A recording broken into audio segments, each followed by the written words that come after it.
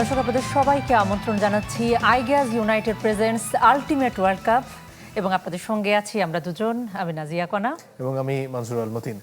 আজকে আমাদের সাথে আমরা পাচ্ছি বাফুফের পারফরমেন্স অ্যানালিস্ট নাসিফ ইসলাম। স্বাগত আপনাকে। এর সাথে আমাদের দর্শকরা রয়েছেন, তাদের পরিচয় আমরা জানবো। আর আজকে আমাদের আলোচনা মূলত আমরা করতে চাই কোচরা আসলে কিভাবে এই খেলাগুলোকে প্রভাবিত করছেন। এখন ম্যাচের মধ্যবিরতি ছাড়াও হাইড্রেশন ব্রেকেও কোচদের কথা শুনছেন খেলোয়াড়রা, তাতে কি প্রভাব পড়ছে সব মিলিয়ে যে তারকা কোচরা রয়েছেন, এর পাশাপাশি নতুন যে দলগুলো তারা যেসব কোচের পারফরমেন্সের কারণে ভালো করছেন সেসব নিয়েও কথা বলতে চাই। এবং আরেকটা বিষয় কিন্তু মঞ্জুর আছে, কারণ গ্রুপ পর্বের খেলাগুলো প্রায় শেষের দিকে, তো আর মাত্র 6টা ম্যাচ কিন্তু বাকি এবং আমরা দেখেছি যে এরই মধ্যে রাউন্ড অফ 32-তে 28টি দল কিন্তু নিশ্চিত হয়ে গেছে এবং কালকের ম্যাচে নির্ধারণ হবে বাকি 4টি দল কারা যাচ্ছে এবং 12টা দল কিন্তু এরই মধ্যে বাদ পড়ছে এবং প্রত্যেকটা গ্রুপ থেকে 12টি গ্রুপ থেকে একটা করে দলকে আসলে সঙ্গে 2টি দল করে তো যাচ্ছে এবং 8টা সেরা তৃতীয় দল তাদেরকে নির্বাচন করা হবে এবং এই খেলাগুলো 3 জুলাই থেকে হবে, 3 জুলাই পর্যন্ত হবে আর কি, 28 জুন থেকে। তো আমরা এই সব বিষয় নিয়ে কথা বলবো। আমাদের সঙ্গে নাসিফ ইসলাম আছেন। শুরুতে আপনার কাছে একটু যাই, শুরুতে আগে আসলে জানতে চাই আপনি কোন দলের supporter? Thank you so much. আসলে আমি 98 ওয়ার্ল্ড কাপ থেকে প্রথম খেলা দেখা শুরু, তো তখন থেকে জিনেদিন জিদানের ভক্ত আর কি বলা যায়। তো সেই হিসাবে ফ্রান্সের খেলাটাই ফলো করা হয়, এখনও ফ্রান্সের খেলাটাই মূলত ফলো করা হচ্ছে। আর মেসি থাকার কারণে আর্জেন্টিনার দলের প্রতি হয়তো আলাদা করে একটু ভালো লাগা থাকে। আমাদের ফ্যান জোনে যারা আছে তাদের পরিচয় আমরা একটু জানতে চাই। ব্রাজিলের জার্সি পরা দল জানি কোনটা, নামটা একটু জানতে চাই। Thank you so much. আমার নাম মেহবুবা হান্নান মোহিনী, ওকে, এবং ব্রাজিলের সাপোর্টার অফ কোর্স। তারপরে আছে আমি Mejbal Hasan Chowdhury, lecturer, department of management, North South University, of course Argentina fan. তারপরে আসসালামু আলাইকুম, আমি সাইদুল করিম, আমি প্রেসিডেন্ট হিসেবে সার্ভ করছি North South University games and sports club, and thank you so much for having me. আমাদের সঙ্গে আরেকজন ফ্যান জোন। আসসালামু আলাইকুম ওয়া রাহমাতুল্লাহ, আমি মোহাম্মদ সোহানুর রহমান, আমি ব্রাজিলের সাপোর্টার। আচ্ছা, আমরা মোটামুটি ব্রাজিলের আজকে একটা আধিক্য দেখতে পাচ্ছি এবং এই ব্যাপারে প্রযোজক সহ নিউজ রুমে যারা আর্জেন্টিনার সমর্থক আছেন তারা তীব্র আপত্তি জানাচ্ছেন এবং কালকে আর্জেন্টিনার খেলা আজকে এতজন ব্রাজিলের সাপোর্টার কেন?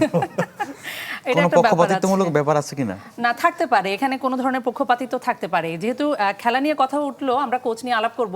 তবে শুরুতে একটু জানতে চাই যে আর্জেন্টিনা এবং জর্ডানের ম্যাচ কালকে, সেক্ষেত্রে আর্জেন্টিনা মেসিকে নামাবে কি নামাবে না এটা নিয়ে একটা আলাপ হচ্ছে। যদিও আবার বলা হচ্ছে যে মেসি যদি ওই ম্যাচটায় না নামে তাহলে আসলে টানা 11 দিনের একটা গ্যাপ পড়ে যাবে, যেটা নকআউট পর্বে খেলার ক্ষেত্রে প্রবলেম হতে পারে। কি মনে হচ্ছে কালকে স্কালোনি কি প্ল্যান করছে? আমার ধারণা যে প্লেয়ার লোড ম্যানেজমেন্টের কথা যদি আমরা চিন্তা করি তাহলে আমার ধারণা যে তাকে মানে স্টার্টিং 11 হয়তো দিবে না, এবং এটা সম্ভবত তিনি তার ইন্টারভিউতে বলেছেন। সেকেন্ড হাফে দেখা যাবে যে 70 মিনিটের পরে বা 65 মিনিটের পরে হয়তো বা 30-25 মিনিটের মতো সময় হয়তো তাকে দিবে, যাতে করে সে খেলার মধ্যে থাকে। অন্যান্য যে প্লেয়ারগুলো রয়েছে যাদেরকে তারা হয়তো প্রথম 2টা ম্যাচে সুযোগ দিতে পারে নাই এবং যারা হয়তো বা সেকেন্ড রাউন্ডের বা রাউন্ড অফ 32-তেও হয়তো স্টার্টিং 11 থাকবে না, সেই প্লেয়ারগুলো অ্যাজ এ সাবস্টিটিউট কীভাবে ম্যাচে ইনফ্লুয়েন্স করতে পারে সেটা দেখার জন্য হয়তো সেই সব প্লেয়ারদেরকে সেই সুযোগ দিবে স্ক্যালোনি। আমরা আমাদের প্রতিদিনের মতো যে বিশ্লেষণ আমরা শুনে থাকি, সাইফুল বারু টিটু ভাই আমাদের সাথে আছেন। খেলার বিশ্লেষণ শুনবো, তার আগে খুব ছোট করে শুনতে চাই আপনার কাছ থেকে মেসিকে ঘিরে আসলে স্কালোনির যে দল সাজানোর সেটার রহস্যটা কি? এটা খুব সিম্পল আর কি, যে মেসির বেস্টটা বের করে নেওয়া, যদিও যতটুকুই বয়স হয়েছে। এখন গত ওয়ার্ল্ড কাপেও যেটা করেছে যে তার চেয়েও এবার একটু বেশি বলবো যে ধারালো মনে হচ্ছে ওর। এটা আমার ধারণা যে এই কিছু বছরে স্কালোনি অ্যাকচুয়ালি কাজ করেছে যে মেসিকে কিভাবে বেশি ইউটিলাইজেশনের ওই জায়গাটাতে দিয়ে। তো আমার মনে হয় যে আমরা ওটা নিয়ে পরে দেখতে পারি যে ওকে কিভাবে ওরা ফ্যাসিলিটেট করে, ওর জন্য স্পেসটা কীভাবে তৈরি করে এবং ওকে অন্যান্যরা কিভাবে জায়গাগুলি তৈরি করছে to help him to go to that position যেখান থেকে ও গোল করতে পারে। নিশ্চয়ই। তার আগে ফ্রান্সের খেলা নিয়ে কথা বলতে চাই। এতটা তফাৎ হবে ভেবেছিলেন? না, অ্যাকচুয়ালি হয় কি যে আমার কাছে মনে হচ্ছে যে নরওয়ে বিগ চান্সেস কিন্তু বেশি পেয়েছে ফ্রান্সের থেকে, যদিও ফ্রান্স অনেকগুলি শট ছিল, কিন্তু বিগ চান্সেস ওদের 3, নরওয়ে 4। গতির অনেক তফাৎ কি মনে হচ্ছে দুই দল? হ্যাঁ, আমার কাছে মনে হচ্ছে একটু বেশি ব্লক নিচে তৈরি করা নরওয়ের। অস্ট্রিয়া যেমন ব্লকটা আরেকটু উপরে নিয়েছিল আর্জেন্টিনার সাথে। তো ওইখান থেকে যেটা হচ্ছে যে আমার মনে হয় যে ফ্রান্সের ডিফেন্ডিংটা ভালো ছিল। আর গোলগুলি বলবো আসলে যে ডেমবেলে একই জায়গা থেকে যেভাবে গোলগুলি করেছে, 2টা অ্যাসিস্ট ছিল এমবাপ্পের আমরা যদি দেখি এখানে। তো গোলকিপার আমার মনে হয় মানে should have done better. So এখানে যে আমরা যে স্পেসটা দেখতেছি 3 ব্যাকের পাশে যে লেফট ব্যাক যদি আউট অফ পজিশন থাকে, এই জায়গাটা ইউজ করেছে এমবাপ্পে এবং ভেরি গুড পাস ফ্রম মানে পুরো ক্রসফিল্ড পাস এবং পারফেক্ট ওয়েট অফ পাস। তো এখানে যেটা করেছে সে ডান পায়ে নিয়েছে যখন, তখন ওর মানে ফেভারিট ফুট তো ডান পা না, ডেমবেলের হচ্ছে বাম পা।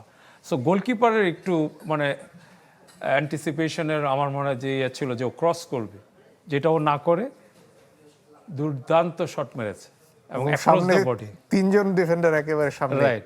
সো পরের পাসটাও দেখেন, পরের গোলটার জন্য এমবাপ্পেই কিন্তু ওই জায়গাটা পেয়েছে। তার মানে কাউন্টারে একই ভুল কি বারবার করছে না? হ্যাঁ, কাউন্টার বেলজিয়ামের নরওয়ের ডিফেন্ডাররা ওই মানে কম্প্যাক্টনেস বা অর্গানাইজ হতে সময় নিয়েছে, যেটা এমবাপ্পের মতো ডেম্বেলের মতো প্লেয়ারদের জন্য বেশ ইজিয়ার আর কি। তো একই জায়গা থেকে সে শট করেছে। Okay, the strike was very good, but বেশ দূরের থেকে কিন্তু ছিল। তো এখানে নরওয়ের আমরা গোলটা দেখেছি, এখানে একটু ইতস্তত ছিল। এখানে ডেম্বেলের ওই একই টাইপের গোল বারবারই করতেছে। মানে এটা হচ্ছে যে মানে একইভাবে 3টা গোল পাওয়া। নরওয়েকে কি একটু আনলাকি বলা যায় নাকি গোলকিপার প্রচন্ড ভালো খেলেছেন ফ্রান্সের তরফে? না, বিগ চান্সেস গোলকিপার সেভ একটা ব্যাপার, একটা হচ্ছে you can miss the chances. যেমন এই গোলটা খুব ভালো ছিল। তো আমরা যেটা আসলে ইয়ে করি যে নরওয়ের হালান্ড হচ্ছে একটা বড় উইপেন কি হিসাবে, সেটা হলো কাউন্টার অ্যাটাকিংয়ের জন্য। বাট কথা হচ্ছে যে ওডেগার্ড আগের ম্যাচে যেভাবে কর্তৃত্ব করেছে মিডফিল্ডে, সেটা কালকে একটু কমতি ছিল আমার দৃষ্টিতে, যার জন্য হালান্ড যদি কাউন্টার অ্যাটাকে যায়ও ওই ডিসাইসিভ পাসগুলির আমার মনে হয় বেশ কমতি ছিল। প্রযোজক বলছিলেন যে একটা ভিডিও বোধহয় আপনার কাছে আছে মেসির খেলার স্ট্র্যাটেজি নিয়ে এবং তাকে ঘিরে কিভাবে সুযোগ করে দেন স্কালোনি, সেটার বিস্তারিত একটু আপনার কাছ থেকে শুনতে চাইবো। এবং ম্যাচ সামনে আছে এবং সে নিয়ে খানিকটা জল্পনা কল্পনা বোধহয় আছে যে মেসির আসলে সেখানে দেখা যাবে কিনা। এখন তো বোধহয় মোটামুটি নিশ্চিত যে মেসি খেলছেন। হ্যাঁ, এটা আমি তো গত কয়েকদিন বলছিলাম যে আদৌ খেলবে কিনা। তো এটা আমার কথা অনেকে পছন্দ হয়নি যে মেসি খেলবে না মানে কি, গোল দরকার তো আরো বেশি করে। তো যাই হোক, এখানে আমরা যদি দেখি এখানে অস্ট্রিয়ার সাথে ম্যাচটায় ম্যাকঅ্যালিস্টার ওইখানে গিয়েছে, কিন্তু এইখানে রাইট ব্যাকে এখানে জায়গাটা বড় করেছে, লেবেক ওইখানে, মলিনা এখানে আসছে। কিন্তু ইন্টারেস্টিং হচ্ছে যে রান করবে ডিপল হচ্ছে যে চলে আসছে হচ্ছে আপনার উইংয়ে আসার পর এই জায়গায় আমরা সিচুয়েশনটা দেখতেছি 2 ভার্সেস 2 হিয়ার। সো ওর কাজ হচ্ছে এই প্লেয়ারকে অ্যাট্রাক্ট করে এই মিডফিল্ডের জায়গাগুলি বড় করার। তো এটাই বেশি আর্জেন্টিনা করে এবং স্কালোনি এই জিনিসটা অনেক দিন ধরে রিহার্স করা বোঝা যায় যে কিভাবে how to take the players away so that Messi have that space in the middle. So এখানে দেখেন, এখানে পাসটা যে করা হচ্ছে এখানে ম্যাকঅ্যালিস্টারকে এবং এখান থেকে মেসিকে দিয়ে, এবং one touch passes, this is the key for Argentina, all the passes আর ওয়ান টাচ। এবং এখানে এখন কি হচ্ছে দেখেন, এটার কারণে 2 ভার্সেস 1 হয়ে গেছে এই উইংয়ে, কারণ ম্যাক্সিমাম প্লেয়ার এদিকে অ্যাট্রাক্ট করেছিল, এখন ওইখানে 2 ভার্সেস 1। তো ওইখান থেকে আমরা দেখছি মেসি পিছন থেকে রান করছে। তো এখানে আলমাডা সে কিন্তু ওইখানে টেনে নিয়ে যাচ্ছে রান করে। এবং এখানে যেটা আমরা খুব ভালো জিনিস এরপরের ইয়েটাতে দেখবো যে একই জিনিস তারা মাঝখানে রাখার পর এই যে ওভারলোডটা হয়েছে রাইট উইংয়ে 3জন প্লেয়ার। সো রাইট উইংয়ে যখন 3জন প্লেয়ার, এখানে অস্ট্রিয়ার প্লেয়ার ওখানে যাবে, যখন বলটা এখান থেকে যাবে এরা যাবে, তো তখন হবে কি এখানে দেখা যাচ্ছে যে আবার মেসির জন্য একটা জায়গা তৈরি হচ্ছে, যে বল যখন ও পাচ্ছে ভিতরে খেলছে তো লাইনে 2জন, তার মানে এখন যদি আমরা দেখি 4জন আর্জেন্টাইন প্লেয়ার এবং ওদের 4জনকে অ্যাট্রাক্ট করেছে। সো এখন স্পেস কোথায়? In the middle. সো এটা মেসির জন্য, এই জায়গাটা হচ্ছে মেসির জন্য ওরা ক্রিয়েট করছে, ওভারলোড করছে, রোটেশন করছে, এবং আলটিমেটলি মেসি এখানে বল পেয়েছে এবং এখানে এসে 3 ভার্সেস 3 হয়ে যাচ্ছে, একটা প্লেয়ার পিছনে ওদের।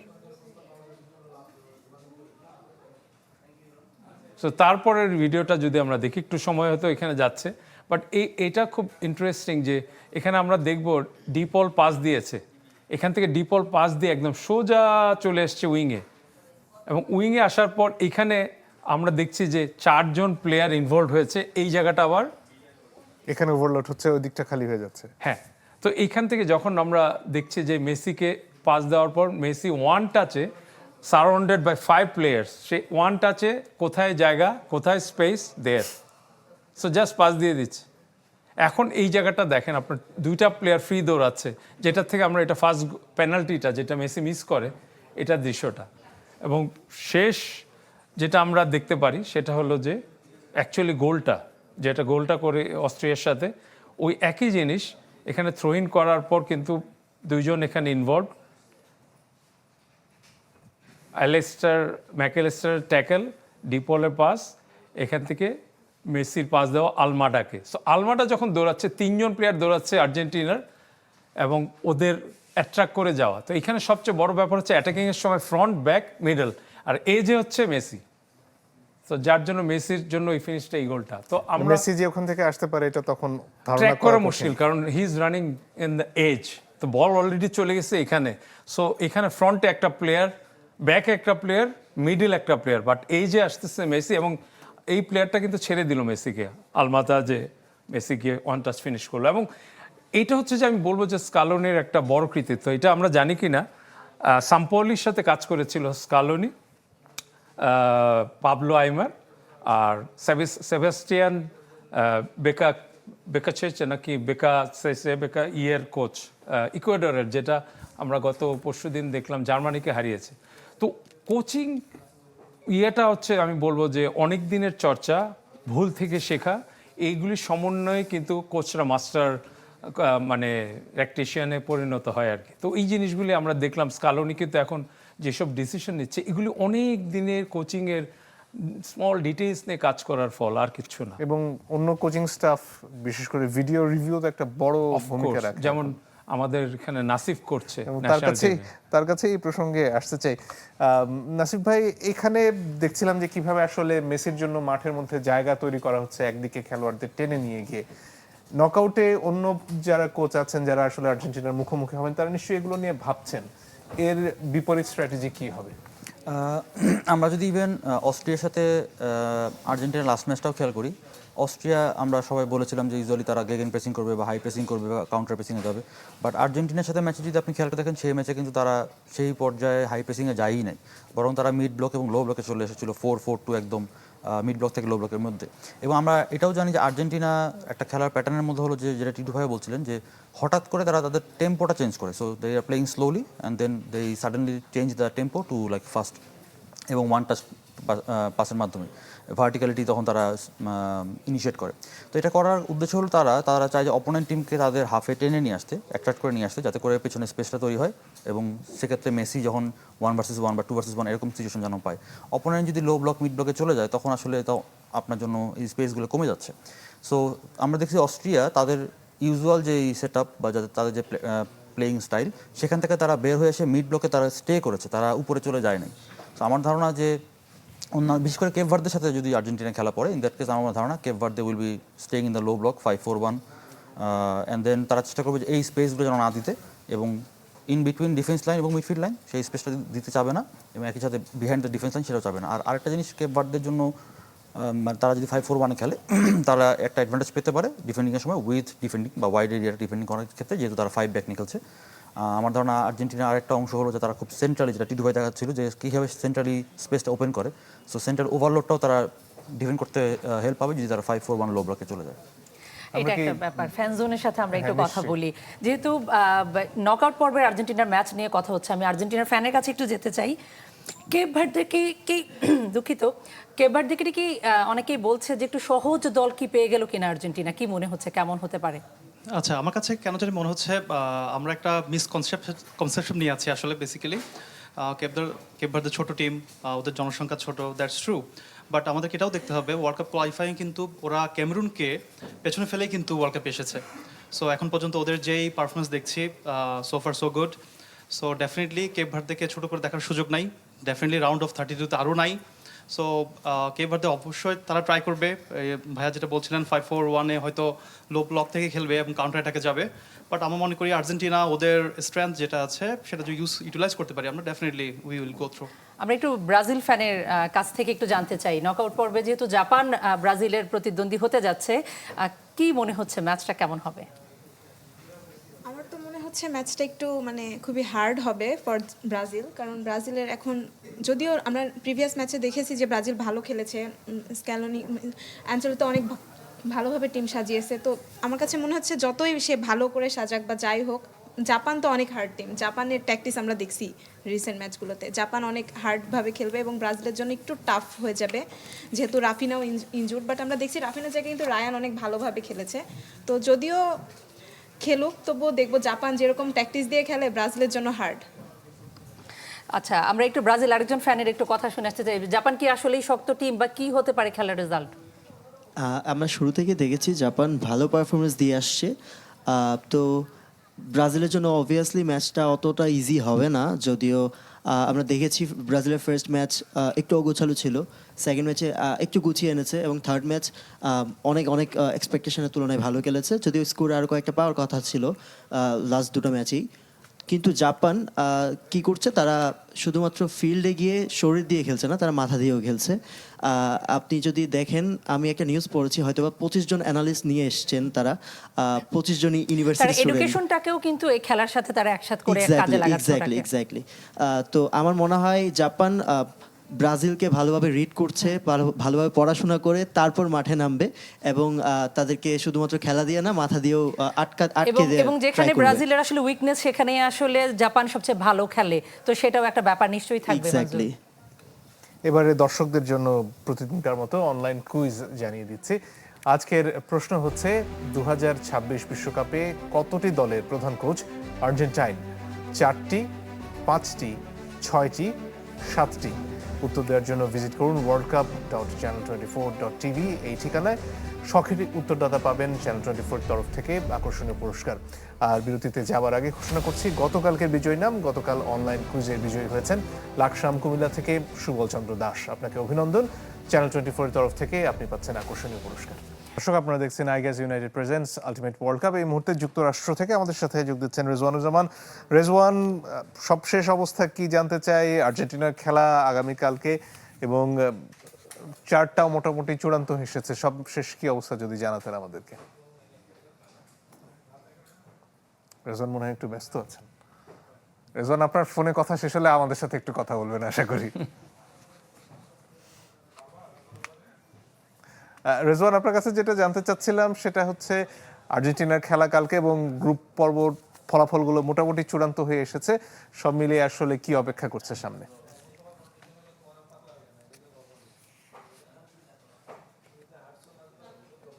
মঞ্জুর, আপনাকে ধন্যবাদ। আর্জেন্টিনার খেলা এখান থেকে আসলে অনেকটা দূরে। আমি যেখানে রয়েছি মায়ামিতে, ডালাসে খেলা, এবং সেখানে আমাদের আরেক সহকর্মী ফয়জুল ইসলাম আছেন, এবং আমি এখানে আছি মায়ামিতে আসলে পর্তুগালের খেলা কভার করার জন্য। আজকে আমাদের এখানকার আজকে আর কি বাংলাদেশ সময় ভোরে পর্তুগালের খেলাও কিন্তু আছে কলম্বিয়ার সঙ্গে, যে ম্যাচটি কিন্তু আসলে গুরুত্বপূর্ণ একদিকে আর্জেন্টিনার জন্য, আরেকদিকে কিন্তু আসলে পর্তুগালের নিজের জন্য, যে পর্তুগাল আসলে গ্রুপ চ্যাম্পিয়ন হবে কি হবে না, আর্জেন্টিনা পর্তুগাল খেলা কোয়ার্টার ফাইনালে হবে কি হবে না, সেটার একটা গতিপথ কিন্তু নির্ধারিত হতে পারে আজকের এই ম্যাচে। কারণ পর্তুগাল যদি গ্রুপ চ্যাম্পিয়ন হয় তাহলেই তারা কিন্তু আসলে রাউন্ড অফ 32-তে স্পেনকে এড়াতে পারে, এবং একইভাবে কিন্তু আসলে তারা কোয়ার্টার ফাইনালে আর্জেন্টিনার সাথে দেখা হতে পারে। যদি পর্তুগাল রানার্স আপ হয়ে যায় আজকে কলম্বিয়ার সঙ্গে ড্র করে বা হেরে, তাহলে কিন্তু তাদের গতিপথটা অন্যরকম হবে। সুতরাং আর্জেন্টিনার ম্যাচ এখানে না থাকলেও আর্জেন্টিনার একটা সমীকরণ কিন্তু এখানে আছে।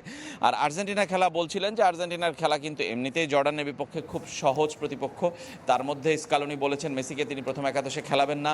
তার মধ্যে তাদের রাউন্ড অফ 32-তে কেপ ভার্দের সাথে খেলা পড়ে গিয়েছে, এবং পরের রাউন্ড অফ 16-এও খেলাটা খুব সহজ হয়ে যাবে যদি আর্জেন্টিনা এই গতিপথে এগোতে পারে। সুতরাং আর্জেন্টিনার জন্য একটু সহজ এই বিশ্বকাপটা আমার কাছে এখন পর্যন্ত মনে হচ্ছে, যদিও কোয়ার্টার ফাইনাল থেকে আসল বিশ্বকাপ তাদের শুরু হবে যদি পর্তুগালের সাথে হয়। আর বিশ্বকাপের 48 দল থেকে 32 দলে নেমে আসার জন্য আজও কিন্তু 7-8টি দলের মানে শেষ দিনে যে আসলে রাউন্ডের খেলা, গ্রুপ পর্বের খেলা, সেখানে কিন্তু নির্ধারিত হবে তারা কে কোথায় কার সাথে খেলবে, সেগুলো কিন্তু অনেক কিছু নির্ধারিত হবে আজকের উপরে। সুতরাং শেষ দিনের যে 6 ম্যাচগুলো রয়েছে সেগুলো কিন্তু আসলে খুবই মানে ইন্টারেস্টিং হবে আমার কাছে মনে হয়। এবং আপনি জানেন যে একসাথে খেলাগুলো চলছে আজকে 4-4, 8-8-4-4 অনেকগুলো খেলা কিন্তু এই মুহূর্তে রয়েছে। 6টি খেলা আজকের দিনে রয়েছে, সুতরাং শেষ 6টি খেলার উপর কিন্তু অনেক কিছু নির্ধারিত হবে। মঞ্জুর, রেজওয়ান, আমাদের সহকর্মী আসলাম ভাই খানিকক্ষণ আগে আমাদেরকে জিজ্ঞেস করছিলেন যে কয়টা গোল হবে, 7-8টা দিতে পারবে কিনা আর্জেন্টিনা?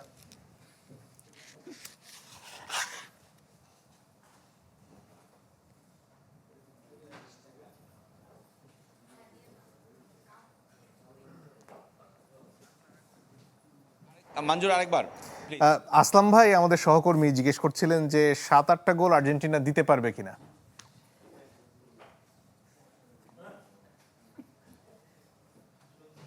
না না, এতটা হবে না, এতটা হবে না। এবারের বিশ্বকাপে আপনি কি ছোট দলগুলোকে এত ছোট করে দেখছেন আসলাম ভাই? আমার মনে হয় না। আপনি কেপ ভার্দে দেখেন, সাউথ আফ্রিকা দেখেন, ইকুয়েডর দেখেন, তারা কিভাবে পারফর্ম করেছে, এবং কুরাসাওকেও দেখতে পারেন আপনি।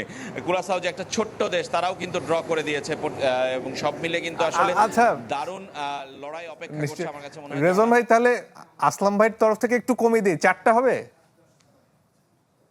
মনে হয় যে এর বেশি গোল একটু কমিয়ে দিচ্ছি, 4টা হবে কিনা? হতে পারে 4টা, হতে পারে, কারণ আচ্ছা, আর্জেন্টিনাই কিন্তু গোলের রেশিওতে এখন পর্যন্ত এগিয়ে আছে। আপনারা জানেন যে ফ্রান্স 10টা গোল দিয়েছে গ্রুপে, কিন্তু আর্জেন্টিনা এখন পর্যন্ত 5টা দিয়েছে। যদি ফ্রান্সকে ছুতে হয় তাহলে কিন্তু আরো 5টা লাগবে, মানে সেই হিসাবে হতেই পারে 4টা গোল। আচ্ছা, আমার মনে হয় এতেই তিনি খুশি হবেন। আর নাসিফ ভাই, আপনার জন্য একটু দুঃসংবাদ আছে। টিটু ভাই বলছেন যে এতক্ষণ আমরা দাঁড়িয়ে আছি, বিশেষ করে উনি তো পুরো সময় দাঁড়িয়ে আছেন, আপনাকেও একটু দাঁড়াতে হবে। তাই আমাদের সাথে ওই পাশে আসলে খুব ভালো হয়। আর আমরা এই ফাঁকে দেখে নেব যে এখন পর্যন্ত কারা রাউন্ড অফ 32 নিশ্চিত করেছেন। প্রযোজক বেশ যত্ন নিয়ে সেটা তৈরি করেছেন। আমার ধারণা আর্জেন্টিনার নামটা সেখানে উপর দিকে রাখার এক ধরনের চেষ্টা করা হয়েছে। হ্যাঁ, প্রথমে গ্রুপে সেখানে দুটো, মেক্সিকো, সাউথ আফ্রিকা। গ্রুপ সিতে ব্রাজিল চলে এসেছে, এটা একটা আনন্দের বিষয় বেশিরভাগ মানুষের জন্য। আর গ্রুপ জেতে আর্জেন্টিনাকে দেখতে পাচ্ছি। আর যদি আপনাদের কোনো বিশ্লেষণ থাকে এই পর্যায়ে, টিটু ভাই। মেইনলি হচ্ছে আমরা স্ক্রিনে যদি দেখি, আসলে ফিফা যেটা করে, মানে ফার্স্ট রাউন্ড, সেকেন্ড রাউন্ড শেষ হওয়ার পর ওরা দেখে যে এই পর্যন্ত, যেটা TSG group, technical study group বলি আর কি। তো এইবার কোন টিম কিভাবে ডিফেন্ডিং নিয়ে যদি কথা বলি, আমরা যদি স্ক্রিনে দেখতে পারি, আমার স্ক্রিনটা যদি দেওয়া যায় এখানে, আমাদের ল্যাপটপের স্ক্রিনটা প্রযোজক যদি আমাদেরকে দেখাতেন, তাহলে টিটু ভাই যা দেখাতে চাচ্ছেন। তো এখানে এই যে teams playing in the mid block, যারা মিড ব্লকে খেলে এবং তার ওখান থেকে বল উইন করলে কাউন্টারে। সো নাসিফ, এখানে আমরা জানি ব্রাজিল টিম অলরেডি এইভাবে খেলছে, এবং এইভাবে খেলার পর তুমি যদি একটু এটা বিশ্লেষণ করো যে এখানে কাসেমিরোর ইয়াটা। অ্যাকচুয়ালি আমরা যেটা দেখেছিলাম যে একটু কাছে মরক্কোর নিলে সাথে ম্যাচে আমরা দেখেছিলাম যে ব্রাজিল কিছুটা উপরে, আরো তাদের ডিফেন্স লাইনের হাইটটা একটু উপরে ছিল, বাট হাইতির সাথে ম্যাচে তারা কিন্তু অনেক নিচে নেমে খেলেছে। এবং এটার অন্যতম একটা রিজন ছিল যে আমরা দেখেছি ভিনিসিয়াস জুনিয়রকে তারা চেয়েছে যে ডিফেন্স লাইনের অপোনেন্টের ডিফেন্স লাইনের পেছনে যে স্পেসটা রয়েছে, আমরা যদি এখানে দেখি, সেই জায়গাটা তারা যেন ইউজ করতে পারে। So that is Y Brazil কিন্তু অনেকখানি নিচে নেমে এসে মিড ব্লকে চলে এসেছে এবং অনেকখানি অংশ। এবং মরক্কোর সাথে ম্যাচের সাথে একটা স্ট্যাটস ছিল যে তারা মিড ব্লকে ছিল প্রায় 16%-এর মতো, বাট হাইতির সাথে ম্যাচে তারা অলমোস্ট লাইক 20%-এর উপরে মিড ব্লকে ছিল এবং 29% লো ব্লকে চলে এসেছিল। সো লো ব্লকে চলে আসার অন্যতম কারণ ছিল, যেটা বলছিলাম, অপোনেন্টকে উপরে চলে আসার সুযোগ দেওয়া। সেখান থেকে যদি আমরা বল উইন করতে পারি, যেটা কাসেমিরো ছিল, পাকেতা এবং ব্রুনো গিমারেজ, দেন সেখান থেকে তারা কাউন্টারটাকে ভিনিসিয়াসের জন্য একটা বড় স্পেস ছেড়ে দিয়েছিল। এই ফাঁকে মানে টিমস প্লেইং যারা লো ব্লকে খেলছে ম্যাক্সিমাম আমরা দেখেছি জাপান, অস্ট্রেলিয়া। এখন জাপান নিয়ে আমরা দেখতে পারি, কারণ ব্রাজিলের সাথে তাদেরই খেলতে হবে। তো এইখানে আমরা মানে জাপান সম্পর্কে কি বলতে পারি, তাদের যে টিম শেপটা in low block? Japan usually আমরা যদি ডিফেন্সিভ ফেজের কথা চিন্তা করি, তারা 5-2-3-তে মিড ব্লকে থাকে, বাট যখন লো ব্লকে চলে আসে তখন এটা হয়ে যায় 5-4-1। সো আমরা যদি দেখি যে ডিফেন্স লাইন থেকে মিডফিল্ড লাইনের মাঝখানে যদি আমরা চিন্তা করি, এখানে গ্যাপ লাইক 6 ইয়ার্স। আর ডিফেন্স লাইন থেকে ফরওয়ার্ড লাইনে এখানে লোন ফরওয়ার্ড রয়ে গিয়েছে, সেখানে তারা দূরত্ব দেখাচ্ছে 12.7 মিটার। সো আপনারা যদি চিন্তা করি এখানে অপোনেন্টকে সেন্ট্রাল জোনে, আপনি যদি দেখেন এখানে 18 ইয়ার্সের মাথা থেকে 18 ইয়ার্সের মাথা, এর মধ্যেই তারা সবাই রয়েছে, এর বাইরে কিন্তু কেউ নাই। সো এই সেন্ট্রালি কম্প্যাক্ট এখান থেকে তারা খেলতে দিচ্ছে না নেদারল্যান্ডসকে, আই থিঙ্ক। অ্যান্ড দেন তারা ফোর্স করছে অপোনেন্টকে সাইডে ফ্ল্যাঙ্ক এরিয়াতে যাওয়ার জন্য। সেখানে যখন তারা যাবে তখন তাদের 5 ব্যাক এবং 4 মিডফিল্ডের যে উইং ব্যাক এবং উইঙ্গার রয়েছে, তারা সেখানে গিয়ে না, আমার একটা ইয়ে হলো যে অনেক টিমই তো ব্লক তৈরি করে, সাকসেসফুল হয় না কেন? জাপানেরটা কেন সাকসেসফুল? এটার একটা মানে আমার কাছে মনে হয়েছে যে তারা অসম্ভব discipline in terms of distance between the players, distance between the units. তো তো এটা কি মনে হয় যে এটা এবং- কিভাবে আসলো এটা? এবং তারা সবাই মানে খুবই কনফিডেন্ট তাদের রেসপন্সিবিলিটি ব্যাপারে। ফর এক্সাম্পল আমরা জানি এই প্লেয়ারটা এখানে তার জন্য রেসপন্সিবল, 2 সেন্টার ব্যাকস তারা স্ট্রাইকারের জন্য রেসপন্সিবল। এখানে যে প্লেয়ারটা রয়েছে ইনসাইডে আমরা ধরেন এখানে একজন উইঙ্গার এবং একজন ফুল ব্যাক হতে পারে, সে এখানে রেসপন্সিবল এই প্লেয়ারের জন্য। বাইরে 2টা প্লেয়ার আছে নেদারল্যান্ডসের, জাপানের 2টা প্লেয়ার আছে, বল যেহেতু সেন্ট্রালি তারা ভিতরে চলে গিয়েছে। এই পাশে এই প্লেয়ারটা right wing back most probably সে ওর জন্য রেসপন্সিবল। এই প্লেয়ারটা রেসপন্সিবল যখনই বলটা এখান থেকে সামনে এখানে আসবে he will jump in that space, এইটুকুর মধ্যে, এর উপরে তারা যাচ্ছে না। এই প্লেয়ারটা রয়েছে এখানে যেন খেলতে না পারে, এবং বল যদি এখানে সেন্টার ব্যাক থেকে ভার্জিল ভ্যান ডাইক থেকে যদি এখানে আসে, সে হয়তো মানে বলের উপর pressure দিতে এখানে পারবে। মানে সাধারণ দর্শকরা যারা অনেকেই এগুলি হয়তো ওইভাবে বুঝবে না, তার মানে এটা খুব সহজে আমরা বলতে পারি ball according to the ball location, opponent team and proximity of your own players. তো ওইভাবে যদি বল লেফট উইংয়ে যায় তাহলে পুরোটাই ওদিকে Shift করবে। শিফট করবে। সো এই জিনিসটা আসলে এরা খুব ডিসিপ্লিন ওয়েতে করে আমার ধারণা জাপান। রাইট। আরেকটা প্রসঙ্গ, আমরা আর্জেন্টিনা নিয়ে অনেকখানি কথা বলেছি, ব্রাজিল নিয়েও একটু কথা বোধহয় বলা প্রয়োজন। আঞ্চলিকটির এখন পর্যন্ত যে স্ট্র্যাটেজি, সেখানে কি আক্রমণ ভাগের উপরে উনি অনেক বেশি নির্ভর করছেন, এবং বলা হচ্ছিল যে ডিফেন্সে ডেপথ কম তাদের, সেক্ষেত্রে কি আসলে নকআউটে ব্রাজিল সমস্যায় পড়বে কিনা? আমার মনে হয় যে ব্রাজিল কিন্তু প্রথম ম্যাচ থেকে তাদের সেকেন্ড ম্যাচে এসে তারা কিন্তু তাদের ডিফেন্সিভ শেপটা একটু চেঞ্জ করেছে। আপনি যদি দেখেন এই প্লেয়ারটা কিন্তু ম্যাথিউস কুনিয়া, সে কিন্তু স্ট্রাইকার পজিশনে খেলছিল, বাট ডিফেন্সিভ ফেজে সে চলে আসছে মিডফিল্ডে, এবং সে মানে পুরো ম্যাচের বেশিরভাগ সময় জুড়ে মার্কিং করেছে অপোনেন্টের ডিফেন্সিভ মিডফিল্ডারকে। এটা সম্ভবত হাইতির সাথে না, প্রথম ম্যাচ হাইতির সাথে ম্যাচ আই থিঙ্ক। এটা তো তারা উপরে থাকা যে দুজন উইঙ্গার তাদেরকে কিন্তু আসলে ভিতরের দিকে নিয়ে আসছে, so almost like 4-4-2, but Kunia চলে আসছে মিডফিল্ডে। সেন্ট্রাল এরিয়াতে অলমোস্ট লাইক 4জন মিডফিল্ডার রয়েছে যারা কিনা এখান থেকে সেন্ট্রালি যেন প্রোগ্রেস করতে না পারে অপোনেন্ট টিম। সো আমার কাছে মনে হচ্ছে এই, এবং লাস্ট ম্যাচটা তারা যখন খেলেছে সেখানে আবার আমরা দেখেছি তারা কিছু কিছু অংশ যখন অপোনেন্ট টিম গোল কিক করছে বা বিল্ড আপ করার চেষ্টা করছে স্কটল্যান্ডের এগেনস্টে, তখন তারা হাই প্রেস করেছে, এবং হাই প্রেসের ক্ষেত্রে আমরা দেখেছি কুনিয়া কিন্তু মিডফিল্ডে চলে যায়, উপরে হলো 2জন উইঙ্গার তারা ভিতরে স্ট্রাইকার রোল প্লে করে, এবং সেখান থেকে তারা বল উইন হচ্ছে। আমার কাছে মনে হয়েছে যে only for goal kick build up অপোনেন্টের, তখন তারা হয়তো হাই প্রেস করবে, আদারওয়াইজ তারা মিড ব্লকে চলে আসবে। দর্শক, আপনারা দেখছেন IS United presents Ultimate World Cup. আমাদের সঙ্গে আজকে অতিথি হিসেবে আছেন, এরই মধ্যে পরিচয় করিয়ে দিয়েছি, নাসিফ ইসলাম। তিনি বাফুফের পারফরমেন্স অ্যানালিস্ট। আপনার কাছে আসবো, তবে আমাদের ফ্যান জোনের ফ্যানদের সবার সাথে আসলে কথা বলা হয়নি। ব্রাজিলের একজন ফ্যান আছেন, আমরা ওই দিকটাই দেখছি। একটু জানতে চাই, আর্জেন্টিনা সম্পর্কে আপনাদের সবসময় একটা অভিযোগ থাকে যে মেসি নির্ভর খেলা খেলে, এবং ফিফা একটু বেশি মনে হয় মেসিকে কিংবা আর্জেন্টিনাকে একটু ফেভার দেয়। আসলে কি তাই? কি মনে হয় আপনার? আপনারা যদি স্ট্যাটিস্টিক্যালি দেখেন, আমরা তো বলতে চাই না, এটা তো বাস্তবতার সাথে মিলে যায়। যেমন 2021 সালের আগ পর্যন্ত প্রায় একটা 28 বছরের একটা গ্যাপ গেছে আর্জেন্টিনা, যেখানে কোনো ট্রফি কালেক্ট করতে পারে নাই। কোপা আমেরিকার মাধ্যমে সেটা ঘুচার পরে ফিফা থেকে একটা নতুন একটা খেলার ধরন তৈরি, একটা টুর্নামেন্ট বা একটা আয়োজন করা হলো, যে সম্ভবত ইউরো চ্যাম্পিয়ন ছিল ইতালির সাথে কোপা আমেরিকার চ্যাম্পিয়ন আর্জেন্টিনার খেলার একটা, এবং এটার নাম দিয়েছিল ফাইনালিসিমা, যেটা এর আগে কখনো ইতিহাসে এরকম খেলা হয় নাই, যেটা মেসির পালকে একটা পদক উঠানোর জন্য হয়তোবা এই ধরনের একটা খেলার আয়োজন করছে। এটাও তো বোঝা যায় যে একটা এক ধরনের পক্ষপাতিত্বটা বলছে। আর্জেন্টিনা সাপোর্টার হাসছে মিটিমিটি। আপনার মতামত একটু শুনতে চাই এই ব্যাপারে। আসলে আমি মনে করি যে এগুলো সবই আসলে ব্রাজিল সাপোর্টারদের frustration, because they are not winning anything for long period of time. So আমাদের এই কনজিকিউটিভ অনেকগুলো ট্রফি দেখার পর থেকে ওদের আসলে ঘুম হারাম।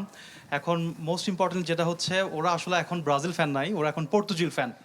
দে আর ব্রাজিল ফ্যান্স, একটু শেষ করি আমি। দে আর ব্রাজিল ফ্যান্স, বাট ওরা এটাও চায় যে রোনালদো ওয়ার্ল্ড কাপ লিফট করুক। আচ্ছা, 2টা ফাউল নিয়ে অনেক কথা হচ্ছে না, যে মেসির একটা ফাউল দিলই না, আর একটা গোল করলো, একটা অদ্ভুত ফাউল দিয়ে দিল রেফারি, এইগুলো কেন হয়? এটা নিয়ে আমি আসলে কথা বলতে গেলে এটা ব্যাপারটা অন্যকে, বাট আমি ওনার একটু কাউন্টার করতে চাই যে ব্রাজিল অনেক দিন যাবৎ ট্রফি দেখে না, এরকম একটা কমপ্লেন উনি করলো।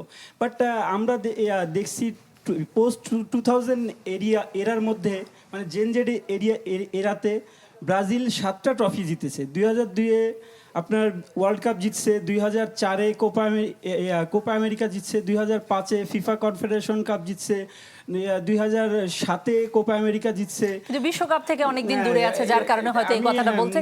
এক লাইনে আমি একটু এই ব্রাজিল ফ্যানের কাছে জানতে চাই, আপনাদেরকে জেলাস বলা হচ্ছে আর্জেন্টিনার প্রতি, আসলেই কি জেলাস? জেলাস হওয়ার জন্য তো রিজন লাগে, ওনাদের 3টা কাপ আমাদের 5টা কাপ, কেন জেলাস হব? Exactly. এখানেই ডিবেট শেষ। Exactly, তারপরে কথা বলবে। তারপরেও রেফারি নিয়ে ভিএআর নিয়ে অনেক অভিযোগ আছে এবং এইটা বাংলাদেশের ফুটবলে মনে হয় সবচেয়ে বড় সুন্দর। আপনার কিছু কি যোগ করার আছে এই রেফারি প্রসঙ্গে? আমি আমি আচ্ছা আমি একটু অ্যাড করতে যাচ্ছি যে রেফারির বিষয়টা নিয়ে, কারণ আমরা গত বিশ্বকাপেও দেখছি যে মেসি 7টা গোলের মধ্যে 4টাই আসছে পেনাল্টি থেকে, মানে একরকমের একটা না, কিন্তু বিষয় হয়ে গেছিল পেনাল্টি কি যে- খেলার অংশ না? না অবশ্যই পেনাল্টি খেলার অংশ, কিন্তু গত সেকেন্ড ম্যাচে যখন লাস্ট ম্যাচে আর্জেন্টিনা যে পেনাল্টিটা পেয়েছে, আপনারা দেখতে পারেন খেলার চলাকালীন কিন্তু ওই জিনিসটা হলো ডিসিশন আসে নাই। তো উনি অনেক লম্বা সময় ধরে মাঠে শুয়েছিলেন, যখন বলটা যখন ইন্টারফেয়ার হয়েছে, তারপরে যখন আম্পায়ার তারপরে দেখা যাচ্ছে ওটা করা হয়েছে, এবং ওটা দেখা গেছে যে 50-50 ছিল, কারণ যখন ট্যাকেলটা করছে বলে কিন্তু লাগছিল ফার্স্ট। মানে এরকম অনেক অভিযোগ আছে বাংলাদেশেই, আমার মনে হয় এই জিনিসগুলো হয়। আছে আমাদের শিক্ষকের মধ্যে কিছু বলার আছে সংক্ষেপে। আমরা একটু ব্রাজিল ফ্যানের কাছে শুনতে চাই, তিনি কিছু বলতে চাচ্ছিলেন। ব্রাজিলের যে লাস্ট একটা গোল ক্যান্সেল করা হলো ভিনিসিয়াস জুনিয়রের, জি ভিনিসিয়াস জুনিয়রের, আমার মনে হয় এটা এক ধরনের কনস্পাইরেসি।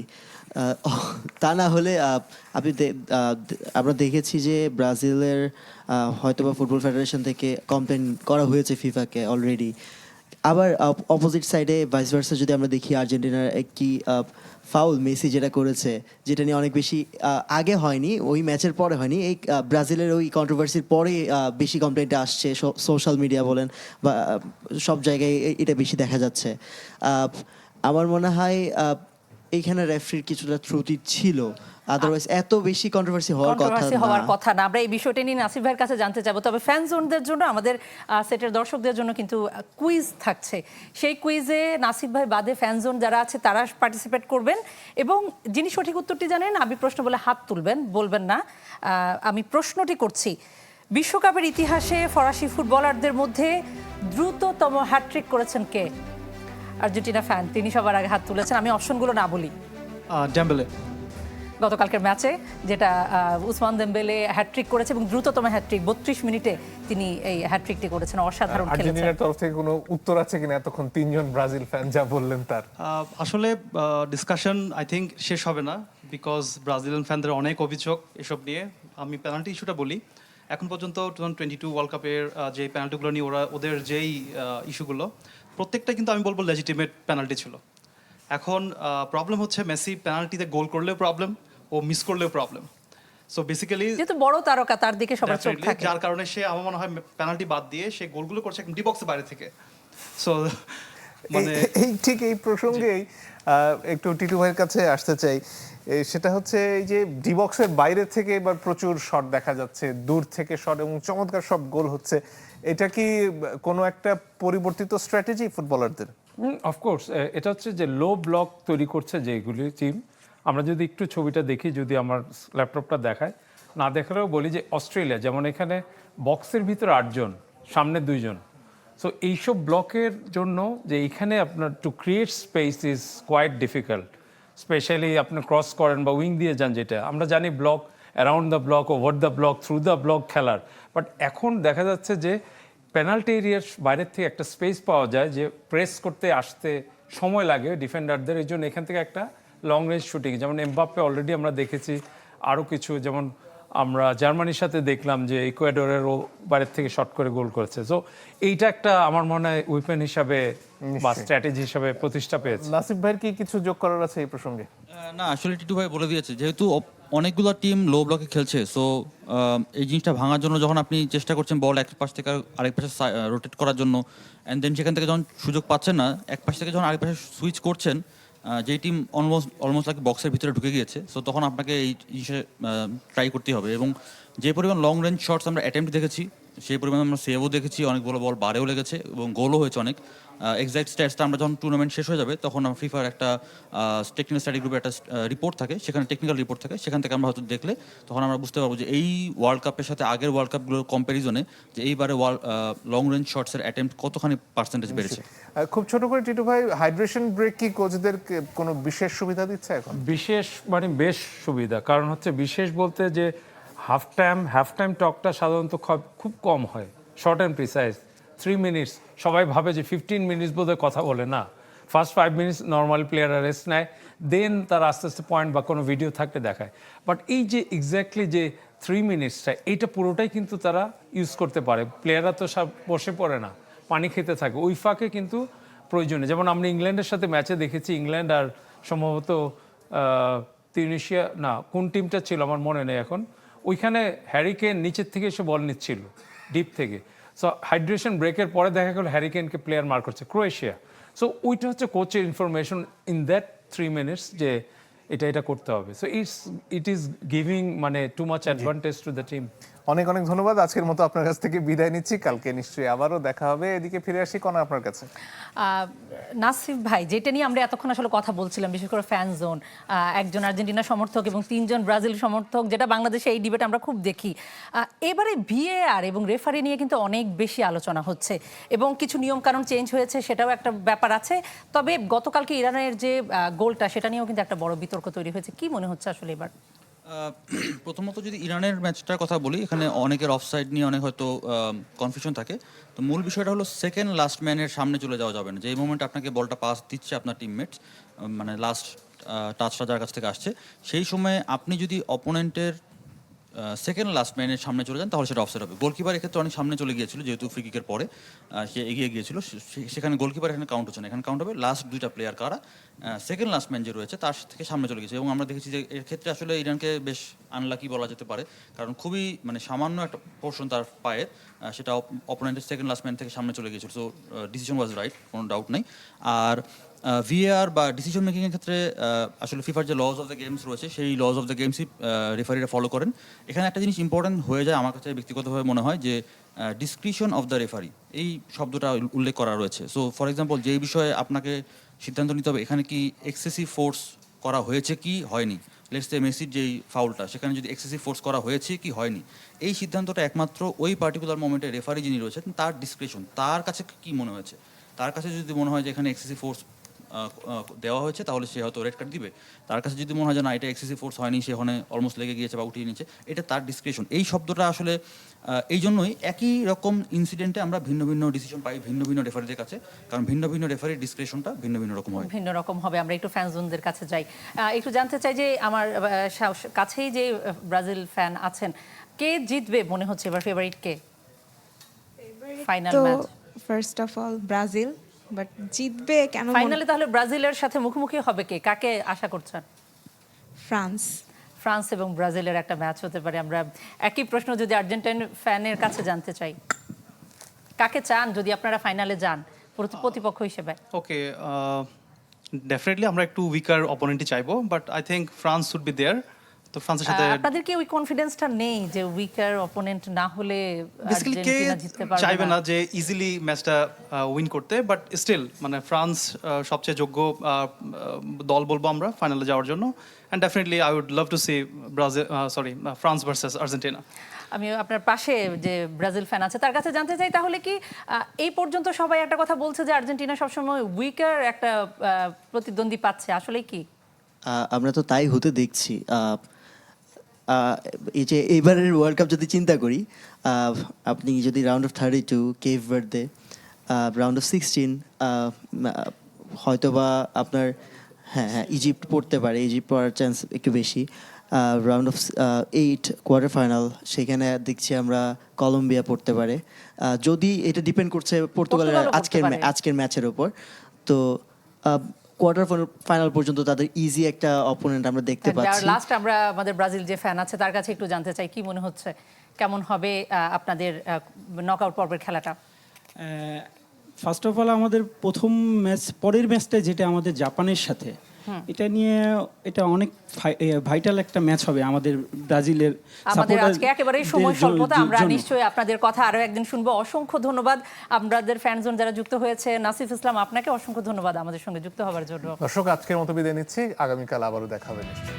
ধন্যবাদ সবাইকে।